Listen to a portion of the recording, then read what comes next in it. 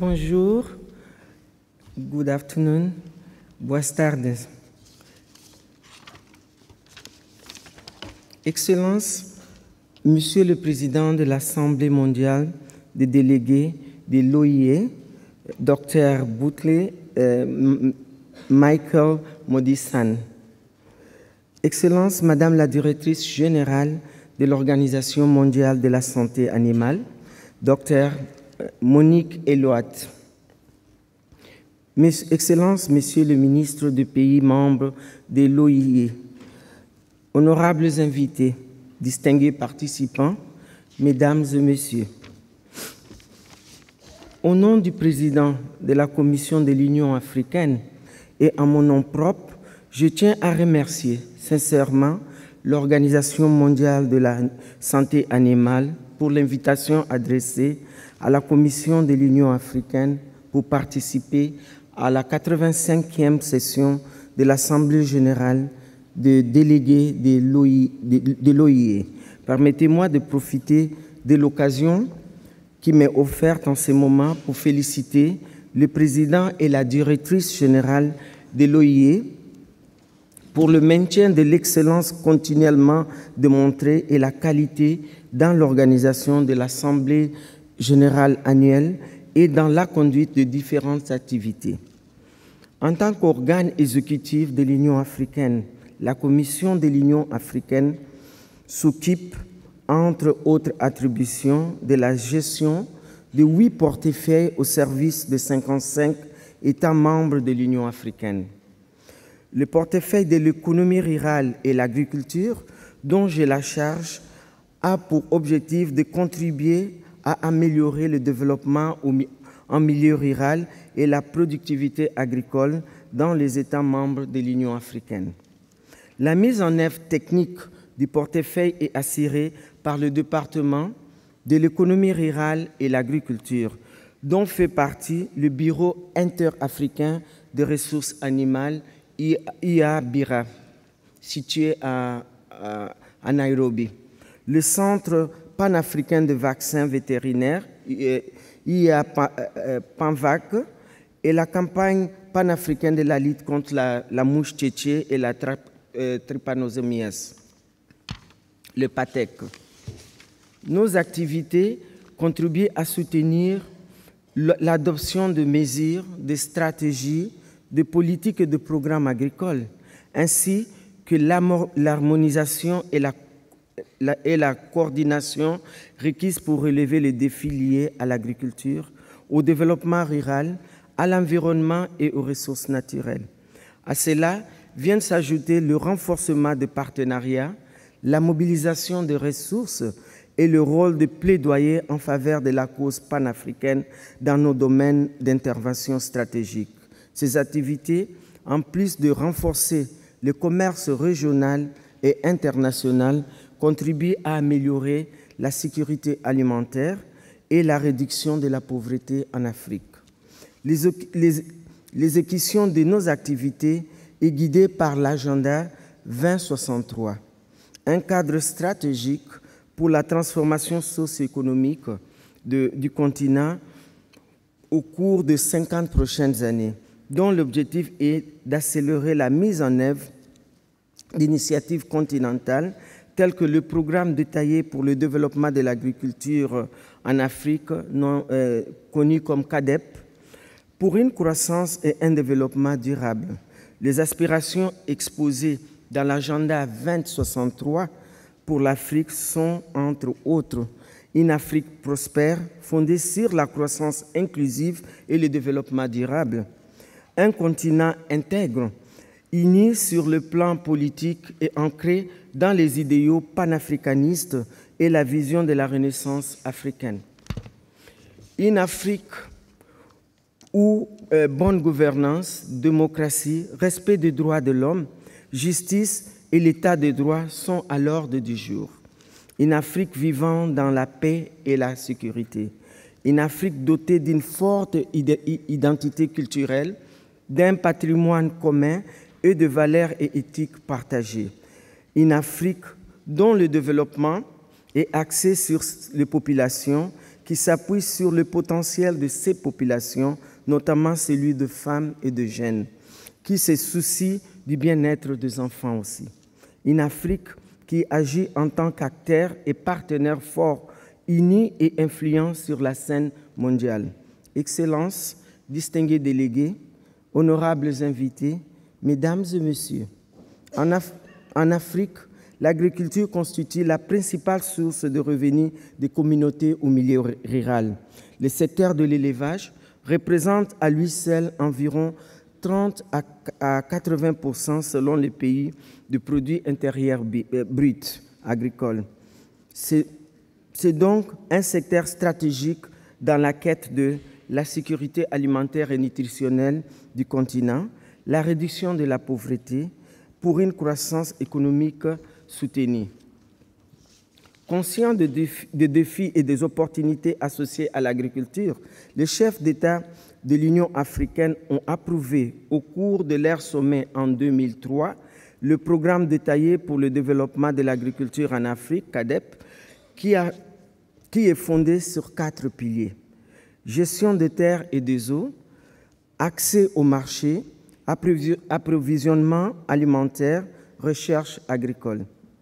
La Commission de l'Union africaine, à travers le département de l'économie rurale et agriculture, assure quotidiennement la promotion du CADEP, afin que les États membres se l'approprient pour assurer une meilleure croissance et la sécurité alimentaire.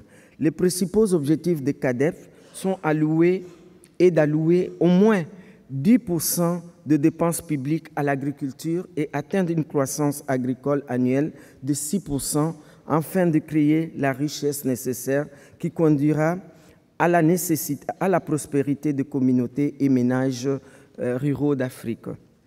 En 2015, les chefs d'État et gouvernement de l'Union africaine ont réaffirmé la priorité accordée à l'agriculture à travers la déclaration de Malabo sur la croissance et la transformation accélérée de l'agriculture pour une prospérité partagée et de meilleures conditions de vie de nos populations.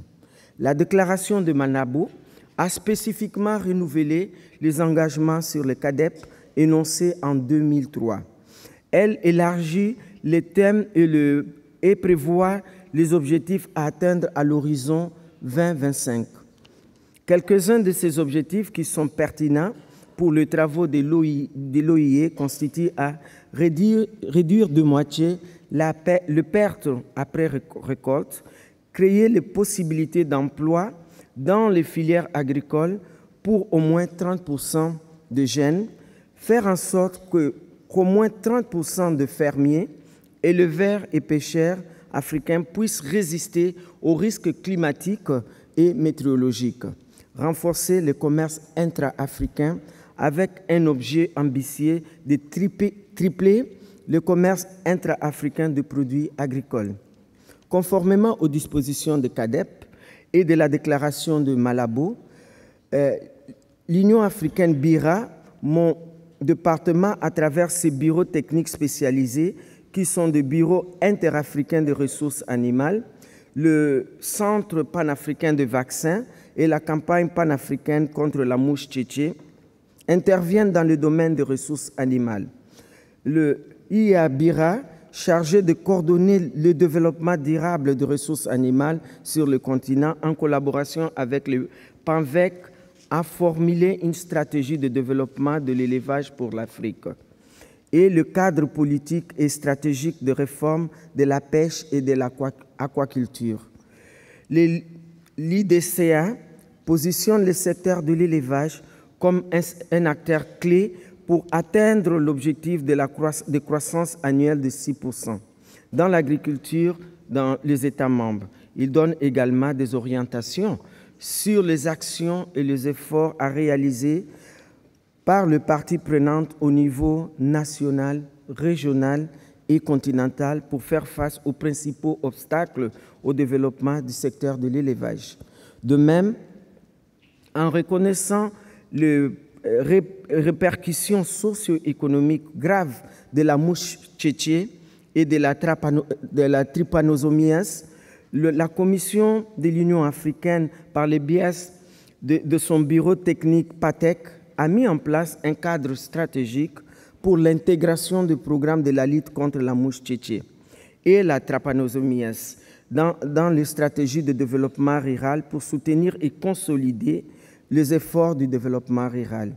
Je félicite le directeur général de l'OIE d'avoir appuyé une recommandation faite lors du 83e Assemblée générale de convoquer un groupe ad hoc chargé d'examiner les normes relatives à la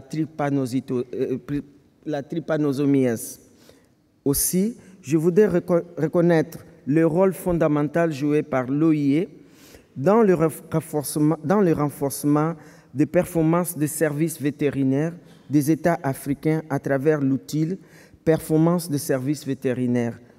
Grande et louable entreprise. Excellences, distingués délégués, honorables invités, Mesdames et Messieurs, permettez-moi également de saisir cette occasion pour apprécier le rôle actuellement joué par l'OIE avec la FAO pour le maintien d'un monde éradiqué de la maladie de la peste bovine. Maladie de première importance pour le monde vétérinaire, en renforçant la biosécurité des installations de l'IA PANVAC. La Commission de l'Union africaine continuera pour sa part à maintenir la qualité de l'installation de l'Union africaine PANVAC pour lui permettre d'assurer ce mandat d'importants majeurs sur le continent. Aussi, sur demande de ses États membres, la Commission de l'Union africaine a commencé les démarches pour le renforcement des stocks de vaccins d'urgence du continent contre la peste bovine et l'approvisionnement de 10 millions de doses. Ces nouvel approvisionnement viendra donc s'ajouter au stock déjà conservé à l'Union africaine PANVAC.